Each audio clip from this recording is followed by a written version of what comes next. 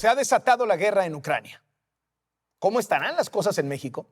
Que en las horas previas a que estallara la guerra, dos de los más altos funcionarios de Estados Unidos se ocuparon de reprochar al gobierno de López Obrador los asesinatos de periodistas y las amenazas a quienes hemos exhibido la corrupción. Hoy se cumplen 4 semanas de que salió la investigación sobre la lujosa Casa Gris de Houston y el presidente cada semana ha ido cambiando de estrategia. Primero fue el silencio, luego fue el ataque, luego fue el abuso y como nada le funcionó, ahora pasó al carpetazo. Esta semana aventaron supuestos documentos, supuestas versiones, supuestos contratos y luego el gobierno y sus porristas diciendo, bueno, pues esto ya se aclaró, aquí no hubo conflicto de interés, a lo que sigue. No. Esto no se ha aclarado. Y de hecho, mientras más salen a defenderse, más sospechas levantan y más se hunden. Se lo vamos a demostrar punto por punto. 1. La primera respuesta del presidente cuando salieron los lujos de su hijo fue que su nuera era rica. Más tarde, salió la nuera en un comunicado diciendo que no es que fuera tan rica porque todo lo tenía a crédito. Pero ahora regresaron a la versión original, que sí es rica y de hecho paga una renta de $5,600 al mes, 120,000 pesos al mes, más de lo que gana el presidente. Así que mientras López Obrador habla de austeridad en México, su hijo se da vida de millonario en el extranjero. 2. ¿De dónde sale tanto dinero? ¿Quién financia este tren de vida de lujos en el extranjero? Porque, a ver, hagamos cuentas. Son 120,000 de la renta. Pero en Texas, lo que pagas de renta no puede ser más del 25% de tu sueldo. O sea que Caroline Adams tuvo que haber presentado comprobantes de ingresos por casi $500,000 al mes. ¿Trabajando en dónde? No lo ha dicho. Bueno, y eso es nomás la renta. Súmele el mantenimiento de esos jardines, esa alberca de 23 metros, el cine privado, el pago de la camioneta Mercedes-Benz, lo que cuesta la vida en Houston. Diría el clásico, ¿Ken Pompó? ¿O qué? ¿Van a salir con que fueron aportaciones? Y si el foco de atención es Caroline Adams, es porque el propio presidente la echó al ruedo y se escudó en su nuera para justificar los lujos de su hijo. Y claro, también porque Caroline Adams solía trabajar cabildeando negocios para empresas petroleras y está casada con el hijo del presidente de México. Esto es una puerta abierta a los conflictos de interés. Y vamos justo a eso. Conflicto de interés. 3. La versión inicial de la nuera del presidente es que ella no conocía al dueño de la casa que rentó, que no sabía quién era Keith Schilling, este alto ejecutivo de Baker Hughes, la empresa petrolera que ha tenido un sexenio de oro con López Obrador. Esta semana, la propia Caroline Adams publicó lo que dijo era el contrato de arrendamiento. Tachoneado, borroso, hasta falsificable fácilmente, pero bueno, ella dijo que era el contrato de arrendamiento. Bueno, una página del contrato de arrendamiento. ¿Y sabe qué es lo primero que aparece en el contrato? Los nombres, sus nombres, quién es el dueño y quién le renta. Los dos, Caroline Adams y Keith Schilling, teniendo años de experiencia en el sector energético, ¿no se conocían? Caroline, dedicada al sector energético, nunca había oído hablar de uno de los más altos ejecutivos del mundo petrolero, y Schilling ¿no sabía de la famosísima nuera del presidente que trabajaba en asuntos de energía? Por favor, ¿no sabían? ¿O lo escondieron todo por el conflicto de interés? 4. Dicen que no se conocían, ¿no? Que no sabían con quién estaban tratando, que todo fue a través de los agentes de bienes raíces. ¿Sabe quién es la agente de bienes raíces que registró la casona gris para renta? Viene ahí en el mismo contrato. Virginia Schilling, la mamá del dueño de la casa, la mamá del alto ejecutivo. Y la empresa encargada de gestionar la renta es propiedad de otro familiar de Keith Schilling. O sea, todo quedó en familia, pero nadie supo, nadie se enteró. Nadie sabía que unos eran de la familia del presidente de México y los otros, un alto ejecutivo de una empresa que recibe contratos del gobierno y sus familiares. Repito la pregunta. ¿En serio no sabían? ¿O escondieron todo por el conflicto de interés? Baker Hughes está metida en varios escándalos de corrupción en el mundo. Y para tratar de contener esos escándalos, pues cuenta con protocolos claros para evitar conflictos de interés. Así que pues resulta muy extraño que un alto ejecutivo como Schilling decidiera no alertar que iba a rentar su casa al hijo del presidente de México. 5. Y esto nos lleva a lo que hicieron juntos esta semana Pemex y Baker Hughes. No tiene desperdicio. A ver, los dos están bajo sospecha de tráfico de influencias, de conflicto de interés. El ejecutivo, dueño de la casa que habitó el hijo del presidente, era de Baker Hughes. Y la que le dio los contratos millonarios fue Pemex. ¿Qué hicieron? Baker Hughes anunció que contrató a un despacho de abogados para que hiciera una investigación interna y el despacho no encontró conflicto de interés, dijo Baker Hughes. ¿Sabe dónde hicieron el anuncio?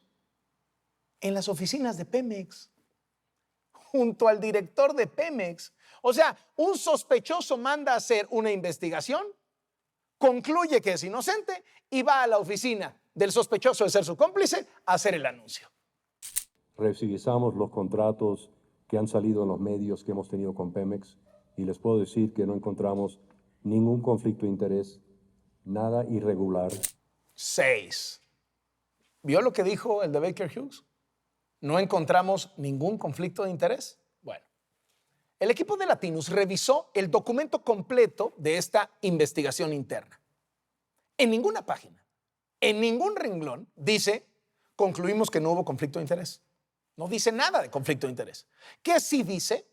Dice que Baker Hughes no tuvo relación ni sabía de los acuerdos entre Keith Schilling, su ejecutivo, y Caroline Adams, la nuera del presidente, para la renta de la casa.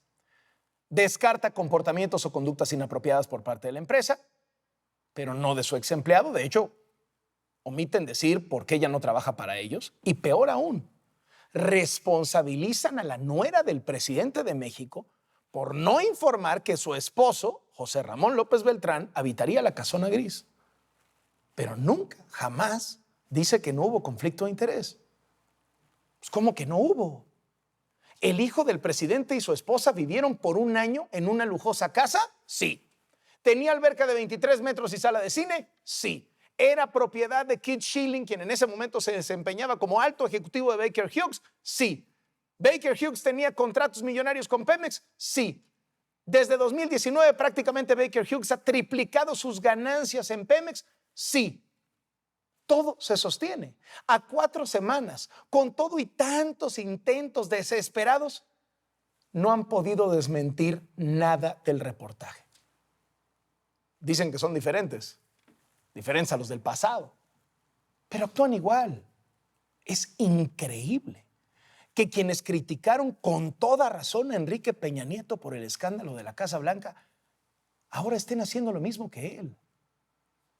¿Ya vio las similitudes? Casas lujosísimas de familiares del presidente, una blanca y otra gris. Ambas casas vinculadas a empresas contratistas del gobierno, IGA y Baker Hughes. Casas que resultaron ser de las esposas, Angélica Rivera, Caroline Adams. Peña ordenó una investigación y puso al frente a un subalterno. López Obrador hizo lo mismo. Virgilio Andrade, Octavio Romero Oropeza. ¿Y qué concluyeron los subalternos? Pues lo mismo, que no había conflicto de interés. Y el presidente, como no puede explicar la riqueza de su hijo, se ha vuelto violento y errático y ha intentado de todo para desviar la atención. Una campaña de desprestigio, son golpistas, es hasta traición a la patria. Yo creo que nos va a convenir a los mexicanos y a los españoles hacer una pausa en las relaciones. Usted tiene ahí una política anticultural o egoísta y como si fuese la Santa Inquisición, la ministra o canciller de Panamá se inconformó. Le quiero pedir a Loret de Mola si me puede decir cuánto gana. ¿Cuánto ganan los periodistas en México? Deberían de salir a decir Todos, es decir, que tienen. Estamos solicitando al gobierno de Estados Unidos que ya no esté financiando a grupos que actúan abiertamente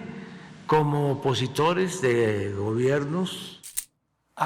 Estados Unidos, el eterno pretexto de los autoritarios. Todo es culpa del imperialismo yanqui.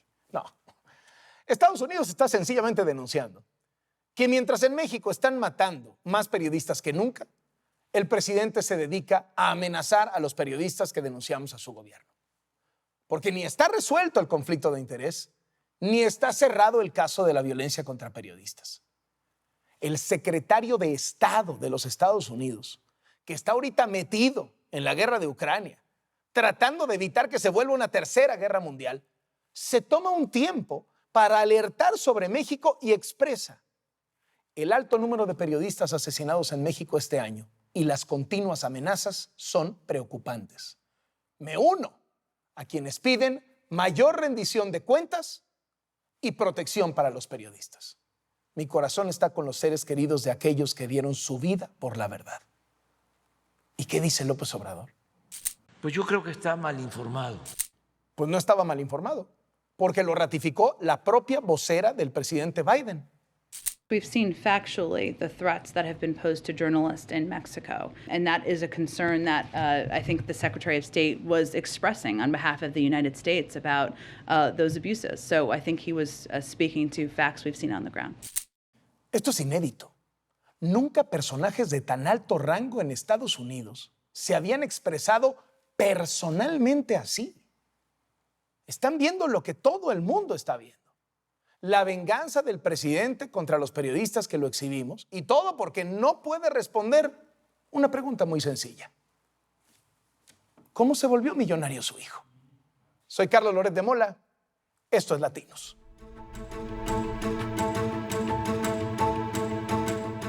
En estos 3 años de gobierno de López Obrador, los ataques a la ciencia, al desarrollo tecnológico, a los centros educativos han sido constantes y durísimos. ¿Y quién ha encabezado estas agresiones? El CONACYT, ¿sí? El organismo que debería velar porque esto no sucediera, que debería velar porque la tecnología y la ciencia fueran lo más importante para México, es el que ataca. El CONACYT le quita millones a los científicos mexicanos. ¿Y qué hace con ese dinero? Se los da a un consentido de este gobierno, el régimen cubano.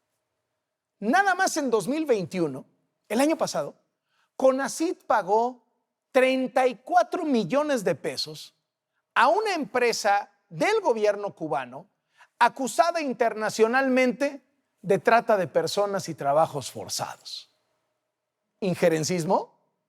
¿Qué tal México financiando la dictadura de Cuba? Este es un trabajo de Montserrat Peralta.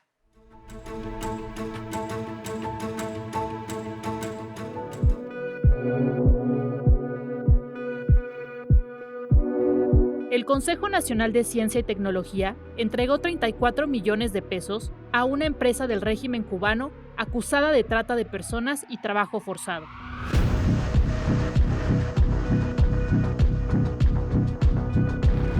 A través de pagos directos hechos en 2021, el CONACYT ha destinado recursos públicos para financiar la operación de comercializadora de servicios médicos cubanos, una sociedad anónima creada en 2011 por Cuba. Esta empresa tiene diversas líneas de negocio que van desde los tratamientos de salud hasta el envío de doctores y personal en misiones médicas internacionales que son pagadas por los países que las piden al gobierno cubano. El dinero que genera comercializadora de servicios médicos cubanos es fundamental para la economía de la isla, ya que el sector salud representó la mitad de las exportaciones, el principal motor de Cuba. En los últimos 3 años, CONACYT ha recortado becas, financiamiento para investigación y presupuesto para centros de educación en México. Frente a esta disminución de recursos, CONACYT ha seguido entregando millones de pesos al gobierno de Miguel Díaz-Canel para que 175 doctores mexicanos cursen una especialidad. La beca financiada por el gobierno mexicano consiste en una estancia académica en Cuba que dura de 3 a 4 años. El CONACYT paga al régimen cubano una colegiatura anual que va de los 7.800 a los 12.500 euros, dependiendo la especialidad. Además, financia un seguro médico que va de 231 a 753 euros por cada becado. Este es un negocio redondo para Cuba. De acuerdo con el convenio firmado por el CONACYT y la comercializadora de servicios médicos cubanos, los beneficiarios de la beca solo pueden contratar el seguro médico que proporciona Sistur, la empresa cubana de seguros propiedad del Estado. Además, la comercializadora establece ciertas condiciones de pago y estancia en la isla, como la posibilidad de que se desembolsen $150 si el becado requiere aislamiento sanitario. El CONACYT ha entregado este dinero a pesar de las graves acusaciones que hay en contra de comercializadora de servicios médicos cubanos. Las misiones médicas organizadas por esta empresa en otros países son consideradas como una forma moderna de esclavitud. En estas misiones, cientos de médicos cubanos han trabajado en países como Angola, Brasil, México, Venezuela, Guatemala y Haití. La Relatoría Especial sobre las Formas Contemporáneas de la Esclavitud de la ONU y también la Relatoría sobre Trata de Personas han puesto bajo la lupa las condiciones de vida de los médicos, la explotación que sufren, los pagos salariales inadecuados y las presiones del gobierno cubano. En 2020, el Parlamento Europeo condenó las violaciones a derechos humanos del personal sanitario y estableció que el régimen cubano vulnera tratados internacionales relacionados con el trabajo forzado. Comercializadora de servicios médicos cubanos, también ha tenido relación con el gobierno de la Ciudad de México. Latinus obtuvo vía transparencia el registro de los pagos que se hicieron de la cuenta bancaria llamada Convenio de Colaboración para apoyar a la atención de la pandemia originada por el virus del SARS-CoV-2. En este documento se detalla que el depósito más grande fue el de 135 millones de pesos para comercializadora de servicios médicos cubanos. Esta cuenta del gobierno de la capital fue abierta con el pretexto de administrar recursos para la pandemia. Generó un interés mensual de 454,000 pesos y fue cerrada el 18 de agosto de 2020.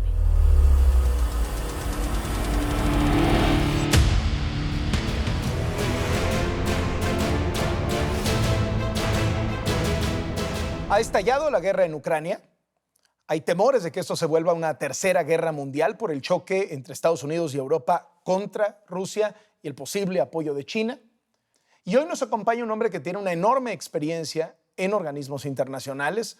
Estuvo en la Comisión Interamericana de los Derechos Humanos, es senador. Emilio Álvarez y Casa, senador independiente. Gracias por estar con nosotros. Carlos, grande alegría estar aquí en Latinos. Muchísimas gracias. A ver, con este panorama, ¿qué tendría que estar haciendo México y qué está haciendo México? La guerra es la derrota de la paz y de la política. Y sorprende mucho, uno se pregunta cuáles son las prioridades de este gobierno, que en lugar de abocarse a atender una crisis, se dedica a perseguir y atacar a periodistas. Se dedican a pasear en Palacio Nacional. Es que es inconcebible, Carlos. Es muy sorprendente la pequeñez, la falta de miras. Cuando en verdad hay una amenaza global de que el conflicto puede derivar en una tercera guerra mundial, por supuesto que preocupa. Y más aún cuando dice Trump, hombre, qué buena idea. ¿Y qué tal si nos vamos sobre Baja California? O China puede decir, hombre, vámonos sobre Taiwán. O sea, por supuesto que el presidente de México tendría que estar tomando altura y tendría que estar generando un mensaje global y no persiguiendo periodistas, no atacando opositores, no haciendo tours culturales, no como de guía de turistas en el Palacio Nacional. Perdóname que lo diga así, pero es que eso evidencia la pequeñez. Esto lo pone en su dimensión. El presidente siempre ha dicho que la mejor política exterior es la interior, que a él no le gusta meterse con lo que pasa afuera, para que nadie se meta con lo que pasa adentro. Es un discurso muy convenenciero, déjame que lo diga así. No tiene empacho en hablar de Perú y meterse en Perú. No tiene empacho en intervenir en Bolivia. Y puedes decir, hombre... Y traerse a Evo, ¿no? Y traerse a Evo. Dices, está haciendo una intervención a favor de los derechos humanos. Sí, pero hay otros casos que si se usara la misma regla, México debería tener otro papel. Por ejemplo, en Nicaragua. En Nicaragua hay un dictador que tiene presos políticos que están muriendo en la cárcel. Fíjate qué ironía. Hugo Torres, un comandante sandinista, lo sacó al de la cárcel con Somoza. Sacó a Daniel Ortega de la cárcel y muere en cárcel por Ortega. Y México No dice Sí, nada. el famoso, ¿cómo es? Comandante... El comandante 1. Comandante 1. Bueno. Es decir, él saca de la cárcel a Ortega y ahorita Ortega, presidente, mete a ese Lo hombre al mete bote y muere muere en en la prisión, cárcel. ¿no? Y México, volteando la vista ante las torturas, ante los abusos, ante los juicios sumarios, tienes el fenómeno de pelearse con España absurdamente, pero también de repente se extraña porque el secretario de Estado de Estados Unidos le dice, oye, hay un problema muy severo con lo que está pasando en materia de periodismos. Pero no solo lo dijo el Departamento de Estado de Estados Unidos, lo dijo la Unión Europea, lo dijo Noruega, lo dijo Suiza, lo dijo la Comisión Interamericana de Derechos Humanos, lo dijo la ONU-DH, lo dijo Reporteros Sin Fronteras, lo dijo la Sociedad Interamericana de Prestas, lo dijo el Comité para Protección a Periodistas. Vamos, ya te enumeré 8. Y dice, ay, eso es intergeneracismo, no se metan, déjenme violar a mis derechos humanos en paz. ¿Cómo así? Los derechos humanos es una guía de la política exterior. El problema es que el presidente lo usa a modo. Cuando quiere, la doctrina Estrada, no te metas. Pero cuando le parece pertinente, va hasta la cocina. ¿Cómo así? O sea, lo que da crédito a un gobierno es la congruencia en sus posiciones. Eso es lo que da crédito a la política exterior. A ver, conversaba yo hace un par de días con José Miguel Vivanco, que estuvo al frente de la División América de Human Rights Watch, y me dice, yo no tengo registro de que de manera personal 2 funcionarios de tan alto rango en Estados Unidos, el secretario de Estado y la vocera del presidente, hayan hablado de México de la manera en que hablaron en esta ocasión por el tema de los periodistas. Es correcto lo que dice José Manuel Vivanco, y fíjate que es extraordinariamente indicador. O sea, hay una crisis global en Ucrania, hay una crisis global con Rusia. Biden se está peleando con Putin para decir calma, ¿no?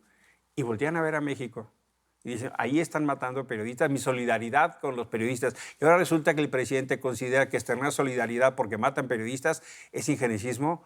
¿Y no le parece injerencismo, por ejemplo, la ayuda que da Estados Unidos para el ejército mexicano, los millones de dólares que se utilizan para el ejército mexicano? ¿No le parece injerencismo a la cooperación internacional que hace USAID, que es la Agencia de Desarrollo y Cooperación de Estados Unidos, para la Comisión Nacional de Búsqueda? ¿O cómo así? O sea, las cosas que le incomodan es injerencismo y lo otro es cooperación legítima de vida. La cooperación internacional que solo es del gobierno le gusta, pero la de la sociedad civil le incomoda. Y esos son traidores a la patria. Y mira, Carlos, el problema que estamos viendo es un presidente que se está tropezando con su lengua mucho. Ese es el problema.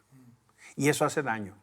El presidente habla de injerencismo, pero hay reportes de que pues, él acudía a la embajada de los Estados Unidos a decirles lo que iba a hacer, por cierto, muchas veces en contra de lo que decían sus electores. El caso de los militares concretamente. O sea, los famosos papeles de Wikileaks revelaron que López Obrador fue a la embajada americana y mientras a todos nos decía voy a sacar al ejército de las calles, a la embajada americana le fue a decir, no, yo me voy a apoyar en el ejército para gobernar. Es tan revelador, ¿no?, estos cables de Wikileaks, porque como ha hecho para difamarte, como te ha atacado a ti, a Broso, a una enorme cantidad, a Riva Palacio, a Denise Dresser. A Denise Dresser la acusa de informante del gobierno de Estados Unidos.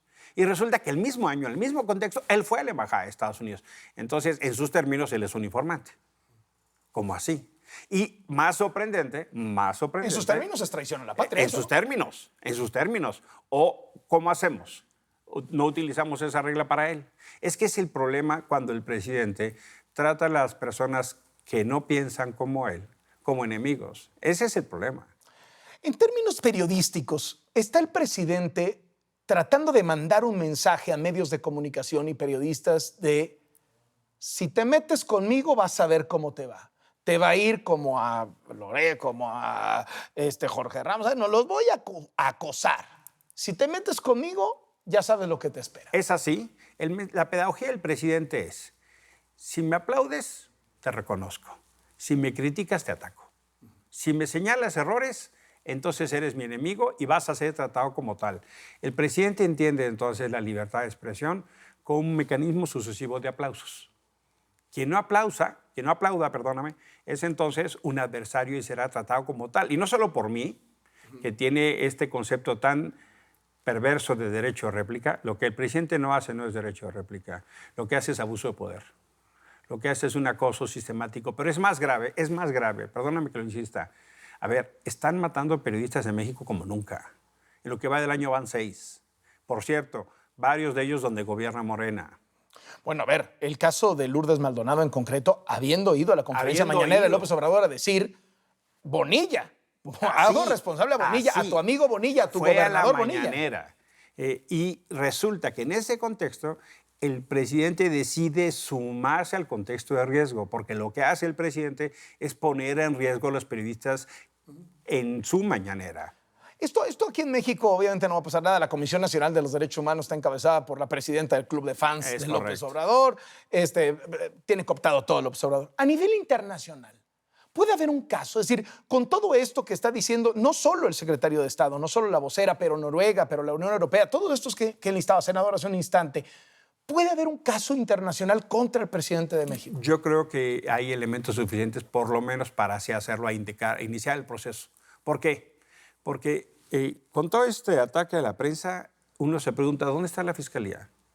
¿Dónde está Gers Manero? Gers Manero está persiguiendo a su familia, peleándose en la URLAB, comprando coches, pero no hay ningún indicador de que está haciendo algo en materia de lucha contra la impunidad de los periodistas. La CNDH, nos enteramos más de sus actos de corrupción y sus conflictos laborales, de abuso en la propia CNDH, que de lo que pudiera estar haciendo para proteger a periodistas. El mecanismo de protección a periodistas que tiene la Secretaría de Gobernación está absolutamente dinamitado. Están matando más periodistas y personas defensoras de derechos humanos bajo la protección del mecanismo que nunca en la historia. Y el presidente decide desaparecer el fideicomiso para defender a periodistas. Es decir, las instancias nacionales están resultando omisas, sumisas y rebasadas. Creo entonces que es un momento para acudir a las instancias internacionales. ¿Y por qué? Porque ya están prendidas las alertas, como te conté, de más de 5 instancias internacionales. Yo pienso que eso va a necesariamente pasar, porque cuando uno acude a las instancias internacionales, cuando no encuentra respuesta en México. No quieren que vayan a las instancias internacionales, resuelvan en México, pero si vemos al presidente violando la Constitución en serie y en tiempo real, cuando da a conocer tu sueldo o cuando da a conocer otro tipo de condiciones de los periodistas, dice, ¿pero qué le pasa al presidente? O sea, yo sí honestamente pienso que el presidente ya rebasó el límite. Y no entiende que si el presidente manda el mensaje de que viola la ley él, entonces cualquiera lo puede hacer. Cuando el presidente, que tendría que ser el primero en dar ejemplo de respeto a la legalidad, la rompe, entonces la regla es aquí se vale violar la ley. Y entonces salen, por ejemplo, los diputados y senadores de Morena que aprobaron la ley de la revocación del mandato a decir, la vamos a violar porque tenemos fuero. O sea, ¿cómo así? Entonces el mensaje es a violar la ley, chicos. Ese es el mensaje. ¿Hay un punto de quiebre en el sexenio, senador? Es decir, ¿detecta en este rebase de fronteras del presidente un punto de quiebre o no estamos ahí? Porque esa ha sido un poco la discusión. Si ya inició el ocaso cuando vemos a este presidente que lleva un mes errático y violento. Yo creo que hay dos quiebres que el presidente claramente le marcan otro momento. Yo sí pienso que ya empezó la erosión y la bajada. Sí creo que la derrota de las elecciones del 21 lo descompusieron muchísimo, pero no tengo duda que los escándalos de su familia y de los sucesivos casos de corrupción de sus colaboradores lo tienen absolutamente descompuesto. El presidente está dedicado a hacer bolas de humo para intentar distraer la atención de un tema que es ineludible. Su familia está metida en conflicto de intereses y actos de corrupción. Y no hay manera para quien ha pretendido pararse en la vida pública como predicador que eso no lo salpique. Por eso lo tiene tan descompuesto. Yo sí pienso honestamente que, y lo he visto en las últimas semanas, una enorme cantidad de personas que le dieron su confianza a López Obrador están arrepentidos. Una enorme cantidad de personas que le dieron el beneficio de la duda hoy se arrepienten. Eso sin hablar de los que de suyo no le creíamos, de suyo. No, hoy hay un fenómeno donde claramente el desgaste de su figura y de su gobierno, donde la verdad, perdóname, pero no le sale nada. O sea, lo que vimos de las pruebas del tren del Istmo, lo que pasa incluso en términos de la más mínima eficacia, nos dice hoy la Auditoría Superior de la Federación, fíjate lo que nos dice, no sabemos cuántas vacunas llegaron y no sabemos cuántas personas vacunadas en México. En 2020 gastaron casi 6,000 millones de pesos, que es una bestialidad, y no sabemos, no tenemos certeza, Carlos. O sea, es que de veras uno dice, ¿cómo así? Y no tenemos por qué darle las gracias, perdón, nosotros pagamos las vacunas con nuestros impuestos, ¿eh? O sea, vamos aclarando el término de relación. Pero cuando tú empiezas a ver al resultado, déjame decirlo así, al gobierno por sus resultados y no por sus discursos, nos queda muchísimo de ver. Y yo pienso que eso es lo que tiene al presidente tan descompuesto. ¿Cómo se puede reinventar López Obrador? Porque es un animal político formidable, de hecho, como gobernante malísimo, pero como político es muy bueno, pues ha estado ahí en la arena pública, ha sido un político súper relevante. ¿Se puede reinventar a partir del discurso? ¿Se puede reinventar a partir del ejército? El presidente ha optado por reconstruir un pacto cívico-militar. El presidente ha optado por tener al ejército como su fiel aliado y eso es peligroso porque en caso de necesidad tienen un nuevo pacto. En lo que va de este sexenio, el ejército ha recibido un incremento del 80%.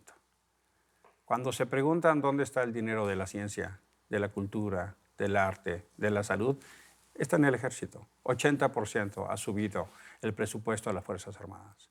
Y por supuesto que uno se pregunta, ¿cuántos más trucos va a sacar de la chistera? ¿Cuántos más paseos nos va a poner? El presidente tiene una extraordinaria capacidad comunicativa, pero le habla a su público. El problema es que ese público, pienso yo, cada vez es más difícil apoyarlo. Entonces, ¿a qué apela el presidente? A la polarización. Apela a la polarización, le habla a su público, le habla a su tribuna y no se hace cargo que el que siembra polarización cosecha violencia y conflicto. Si estamos hoy como estamos, imagínate entonces cuando vengan las elecciones del 24. Ya hoy por hoy hay un contexto de enorme tensión. Hoy por hoy hay fenómenos donde en las familias, en las escuelas, en los trabajos hay temas que prefieres no hablar para no generar conflicto. Y en gran medida el primer promotor de esa narrativa de tensión y conflicto es el presidente, bajo el argumento de que hay que quitarse máscaras. Perdón, tenemos que respetarnos, tenemos que tolerarnos, tenemos que tener pluralidad. Con nadie piensas igual, vamos, hasta en casa. Ni con tu esposa, ni con tus hijos. La diferencia es bienvenida, ¿eh? La diferencia nos enriquece, la diferencia nos hace ver distinto. El presidente ve las distintas ideas como amenaza y está en una lógica de que solo lo que él dice es bueno. Pero a ver, señor, usted tuvo una tercera parte de las personas que podían votar, 30 millones de 90. Yo pienso que el 10 de abril nos vamos a dar una buena cuenta de que muchísima menos gente lo apoya. Yo pienso que lo que viene el 10 de abril con la revocatoria es una gran derrota, honestamente. Ahí vamos a tener un buen indicador. ¿Derrota porque la pierda o derrota por el vacío? Por el vacío. Porque nadie va a ir. No, o sea, ahorita, ¿por qué les importa tanto que el INE testifique las firmas? Que, por cierto, 900,000 son falsas. No, parecido decía Lorenzo Córdoba y estoy de acuerdo. Mira, en México los muertos ya no votan, pero sí firman peticiones, ¿no? Porque metieron 900,000 firmas de 4 millones que revisaron falsas. Porque yo pienso que todo lo que se aleje de 30 millones es una derrota. Y va a ser una derrota, Carlos. Y pienso que después del 10 de abril va a estar peor. Emilio Álvarez y Casa, muchísimas gracias por venir a Latinos. Mi privilegio, mi privilegio. Gracias. Senador en nuestro país, senador independiente.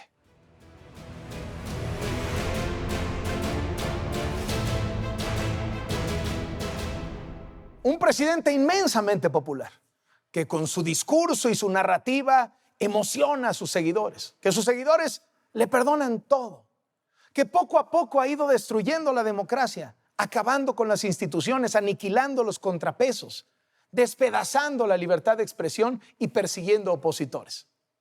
Vladimir Putin, el de Rusia, que hoy tiene al mundo al borde de la Tercera Guerra Mundial. Para la reflexión. Nos vemos la próxima semana.